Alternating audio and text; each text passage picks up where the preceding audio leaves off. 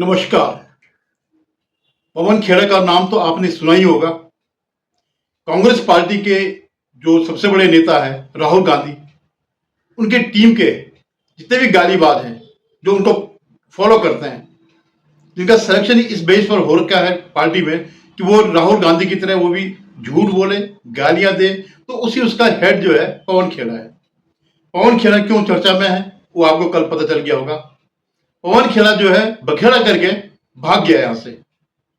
कल आपने सुना होगा कि पवन खेड़ा ने जो असम के मुख्यमंत्री है हेमंत शर्मा बिस्वास, उनकी पत्नी के खिलाफ जो है कुछ आरोप लगाए कि फर्जी पासपोर्ट होने के आरोप लगाए।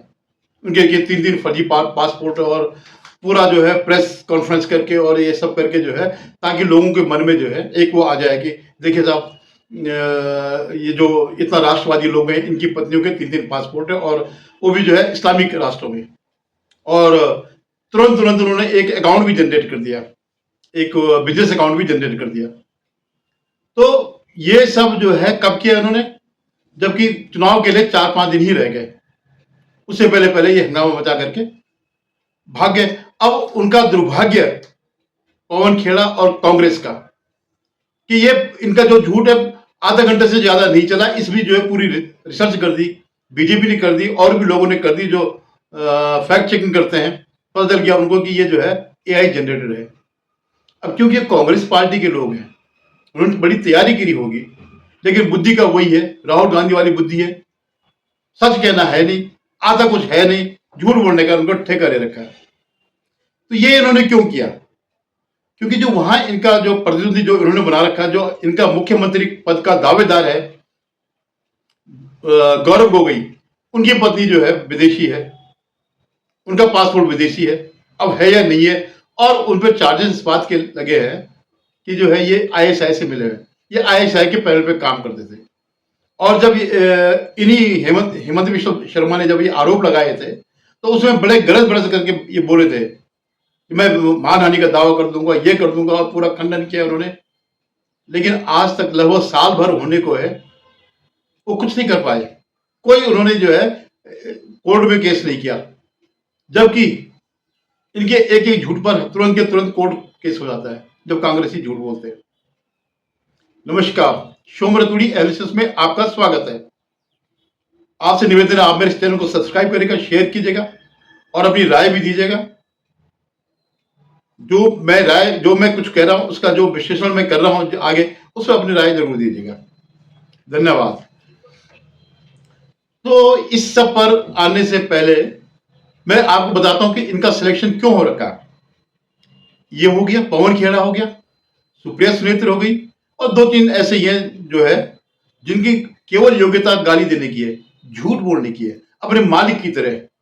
आपको पता ही होगा इनका जो मालिक है पता नहीं कितने केसेस में जो है वो फंसा पड़ा हुआ है, गाली देने के लिए, झूठ बोलना, सब कुछ करना जो है।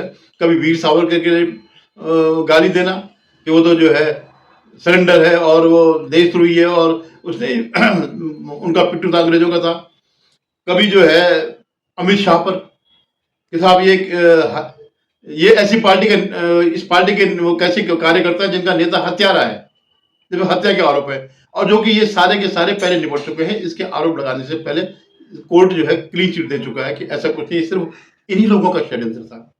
जब ये लोग मोदी और शाह गुजरात में थे तो उसमें केंद्र में कांग्रेस की सरकार थी, सोनिया गांधी की सरकार थी, और उनको अंदाज हो गया था कि ये आदमी आगे जाकर के इनके लिए खतरा बनेगा।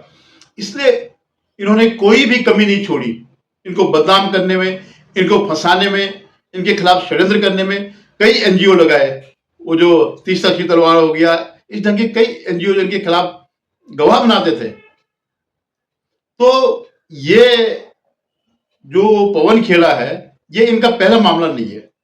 ये कई बार जो है इस मामले में वो हो चुके हैं, माफी मांग चुके हैं ऐसे इस टाइप के झूठ बोलने में। और जब कोई इनके खिलाफ एफआईआर कर देता तो ये फिर माफी मांग लेते हैं। अगर आपको याद होगा तो इन्होंने जो है एक बार मोदी जी के लिए बोला था कि नरेंद्र गौतम मोदी, तो क्योंकि महाराष्ट्र गुजरात में जो है पिता का नाम भी साथ में आता है, जैसे मोदी जी का नाम है नरेंद्र दामोदर दास मोदी, दामोदर दास उनके पिता का नाम है।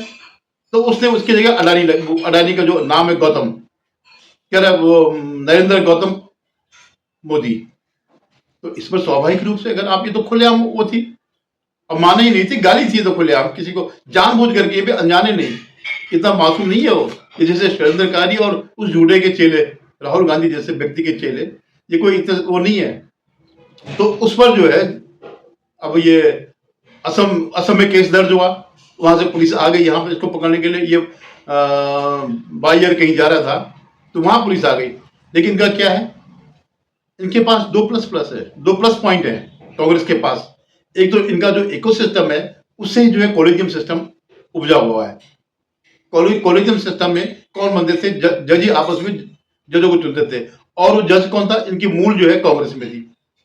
वही जो चंद्रचूड़ सीजीआई थे, इनके पिताजी सीजीआई थे, सबसे लंबे समय तक वो रहे सीजीआई, 7 साल तक इतिहास है। तो इन्हीं लोगों के द्वारा फिर ये परंपरा स्थापित करी। तो फिर बाद में जो है ये जो इनके वकील है सिंघी विंगी जा करके चले गए कोर्ट में। अब क्या है, जो जितने भी जज हैं, तो जितने सीनियर वकील है, चाहे वो सिंघी हो या कपिल सिब्बल हो, ये सब इनके चेले चाटे हैं। कभी न कभी इन्होंने इनके साथ काम किया। अब जज तो कोई ऐसा नहीं है कि ये परीक्षा देकर के आए होंगे, ये तो इन्हीं उससे आए ना, इन्हीं अपनी संपर्कों की वजह से ही आए। आप इतिहास देख लीजिएगा। और जो सिंघवी है उसको तो आप लोगों को पता ही होगा, सीधी वाला सिंघवी कहते हैं कि वो जो है लोगों को जज बनाता। तो इन्होंने जज बनाए हैं, तो उस जज की हिम्मत थोड़ी है। इवन रिटायरमेंट के बाद जब ये जज जाते हैं तो फिर ये कपिल सिब्बल जैसे लोग उनको ऐसे ट्रीट करते हैं, हाँ भाई जो भी उनका नाम लेकर के करता है। तब तक तो जब तक कोर्ट में तो मीरौल जब रिटायर हो गए तो फिर वही जूनियर की तरह ट्रीट करता है। तो सिंघवी ने छुड़वा दिया, उनकी गिरफ्तारी रुकवा दी। तो फिर बाद में अल्टीमेटली बोलो तो सही, कोई ये तो है नहीं कि साक्ष्य नहीं थे। फिर शायद इसने माफी मांगी, स्लिप ऑफ टंग है मेरे मुंह से निकल गया। और मैं, हालांकि जज भी इस बात को जानते हैं कि ये डेलिबरेटली कहा गया है, लेकिन यह है कि चलो उन्होंने माफ कर दिया। हालांकि माफी जैसी बात नहीं थी, क्योंकि इस तरह की बातें जब माफ होने लग जाएंगी तो फिर गाली का वो बढ़ना स्वाभाविक है। ऐसे ही और भी कई मामलों में इसने वो किया। इवन राहुल गांधी को जो है, जिस मामले में मोदी सरनेम पर इसको जब इसने गाली दी और लोअर कोर्ट से लेकर हाई कोर्ट तक इसको कोई रिलीफ नहीं मिली, इसको 2 साल की सजा हो गई थी।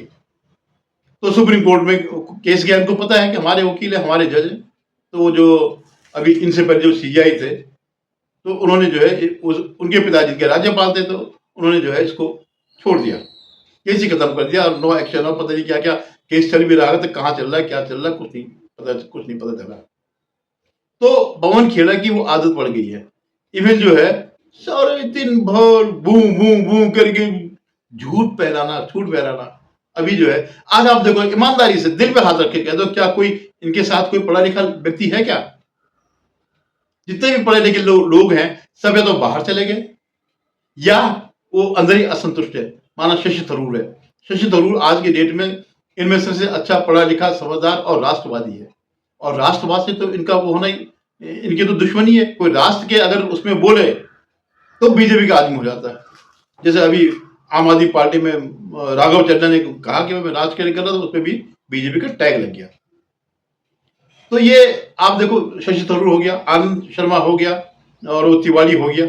एक तिवारी है, 2 तिवारी, एक प्रमोद तिवारी, एक दूसरे तिवारी विदेश राज्य मंत्री में रहे। तो ये अपना स्टैंड सही रखते हैं कि भाई देखो ये है, देश हित में ये चीजें सही है। अभी जैसे इसी में फॉरेन पॉलिसी जो आयल क्राइसिस जो चल रहा है, इस पर उन्होंने यही बात कही कि भारत सरकार का जो स्टैंड है वो बिल्कुल सही है।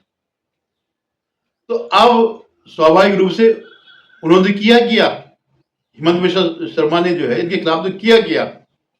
उनकी पत्नी ने भी जिन पर उन्होंने आरोप लगाए, उन्होंने भी दिल्ली में भी कर दिया, और असम में उन्होंने क्या, दिल्ली में कर दिया। तो आज जो है असम से टीम आ गई थी।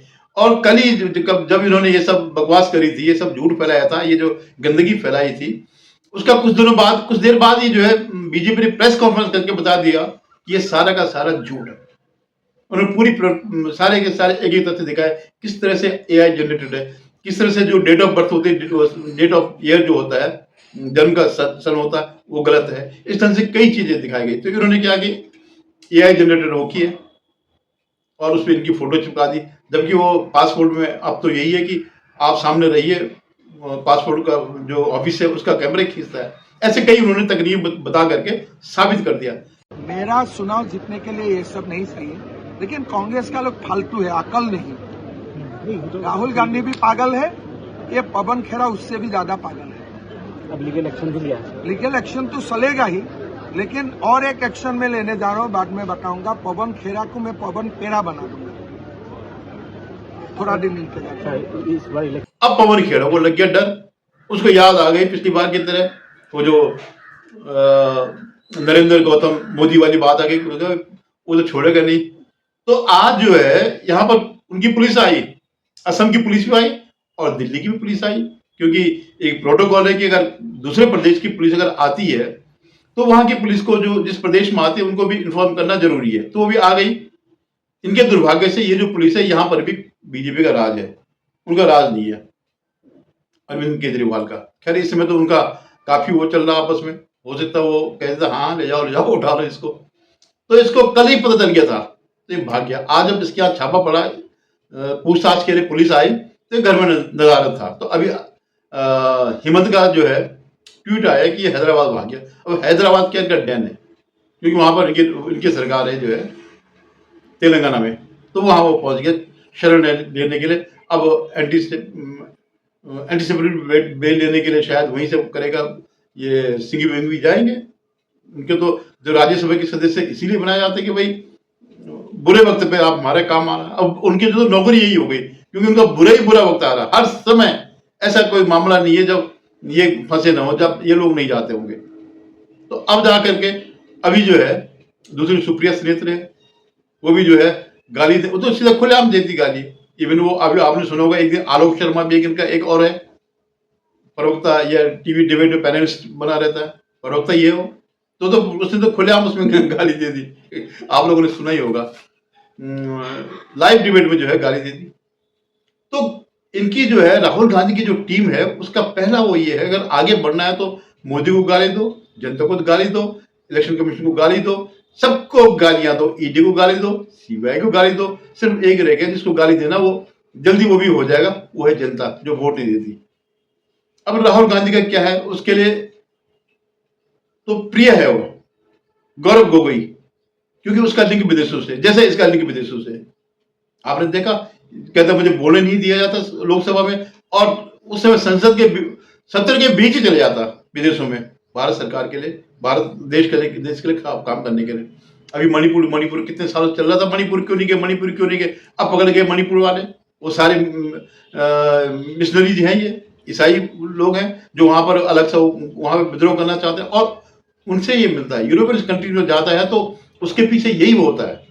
जब भी अगर मणिपुर में आप ध्यान दीजिएगा शांति आएगी, ये विदेश यात्रा करेगा और यूरोपियन कंट्रीज के उन मिशनरीज से मिलता है। तो देखिएगा अब कब तक ये चूहे बिल्ली की इसकी दौड़ होती है। ये जो पवन खेड़ा है, इसकी गिरफ्तारी अभी फिलहाल तो गिरफ्तारी नहीं होगी, क्योंकि ये तो भाग गया, अपने डेन में चले गया, अपने गुफा में चले गया। लेकिन अब ये हुआ कि हाई कोर्ट से आदेश मिले, फिर उसकी गिरफ्तारी के वारंट हो, उससे पहले ये आप कल देख लेना, ये हाई कोर्ट में पहुंचे होंगे या सुप्रीम कोर्ट में पहुंचे होंगे अपनी गिरफ्तारी को रोकने के लिए। धन्यवाद। आपसे पुनः निवेदन, आप मेरे चैनल को सब्सक्राइब करिएगा, शेयर कीजिएगा और कमेंट जरूर करें।